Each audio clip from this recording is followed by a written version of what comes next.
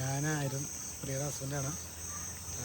വെള്ളം അടിക്കും, നല്ല രീതിയിൽ വെള്ളം അടിക്കില്ല, ഇടയ്ക്കൊക്കെ അടിക്കും. നേരത്തെ കഴിച്ചുകൊണ്ടിരുന്ന, പക്ഷേ മരുന്നൊക്കെ കഴിച്ച് നിർത്തിയതാണ്.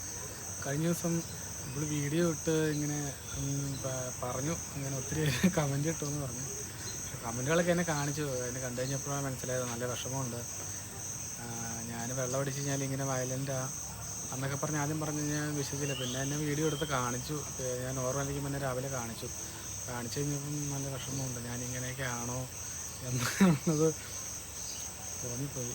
ഇന്നും കഴിച്ചിട്ടുണ്ട്. ഇന്നിപ്പോൾ ഞാൻ ഓണത്തിനുള്ള എല്ലാ സാധനങ്ങളും പിള്ളേർക്കും എല്ലാം മേടിച്ചു. എന്നാൽ കുടിക്കണമെങ്കിലും കുടുംബം നോക്കണമല്ലോ, എല്ലാ സാധനങ്ങളും ഞാൻ മേടിച്ചു. ഇന്നലെ ഇച്ചിരി റംബൂട്ടാൻ്റെ കച്ചവടം ഉണ്ടായിരുന്നു. ഈ വണ്ടിയിലാണ് കച്ചവടം, നമ്മുടെ വണ്ടിയാണിത്, നമ്മുടെ കച്ചവടം ഇതിലാണ്. അതെല്ലാം കഴിഞ്ഞ് വന്നു കഴിഞ്ഞപ്പോൾ എല്ലാ സാധനങ്ങളും മേടിച്ചുകൊണ്ട് വന്നു. അപ്പോൾ ആ കൂടെ ഞാനൊരു കുപ്പിയും മേടിച്ചുകൊണ്ട് വന്നു. ഈ കുപ്പി മേടിച്ചുകൊണ്ട് വന്നു കഴിഞ്ഞാണ് ഈ വീഡിയോയും കമൻറ്റുകളും എന്നെ കാണിക്കുന്നത്. അപ്പോൾ എന്നാണേലും മനസ്സിന് വിഷമമുണ്ട്, അതിനകത്ത് ഇപ്പോൾ ഒരു സന്തോഷമുണ്ട് കേട്ടോ. എന്നാണേലും ഞാൻ തീരുമാനം എടുത്തു, ഞാൻ എന്നാണേലും ഇന്ന് കുടിക്കുന്നില്ല.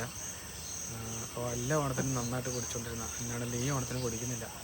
ഈ ഓണത്തിനല്ല, കുടി നിർത്തി, ഇനി കുടിക്കുന്നില്ല. ഇന്ന് കുടിച്ചു, ഒന്ന് ആ കുപ്പി കൊണ്ടുവന്നതിൽ 3-4 എണ്ണം ഞാൻ കുടിച്ചാൽ.